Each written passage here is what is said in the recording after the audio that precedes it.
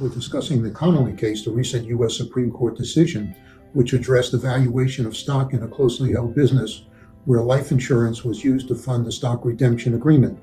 The case involved two brothers, Michael and Thomas, who were the sole shareholders of a building supply business.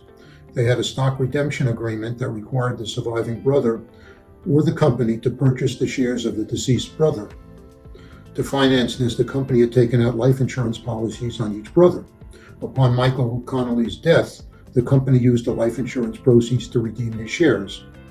However, the IRS argued that the value of the life insurance proceeds should be included in the corporation's value to redeem the shares. The Supreme Court held this view, ruling that the life insurance proceeds must be included in the valuation of the company's interest, thereby increasing the estate tax liability.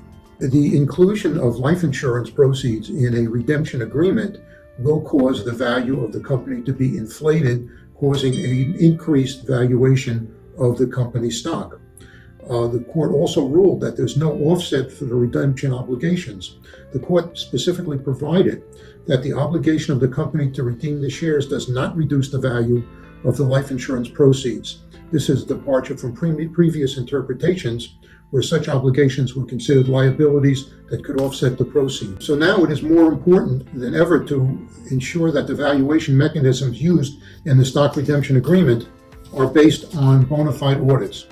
So what do we have to do as a result of the decision? Anybody who's got a redemption agreement needs to review it and change it to a cross-purchase agreement where the shareholders own the life insurance on each other, and it's a cross-purchase, not a redemption. The next question that usually comes up is, well, we have multiple shareholders, so how do we deal with that issue?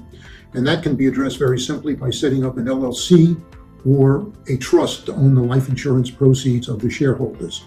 Upon the shareholder's death, the partnership, trust, or LLC will use the insurance proceeds to redeem the shares of the deceased shareholder, thereby increasing the ownership percentage of the remaining shareholders. So it's important that if you have a redemption agreement, that you immediately review these agreements and make changes so that you don't get caught in this insurance trap. If you have a cross-purchase agreement, you're outside the scope of this agreement and you're fine.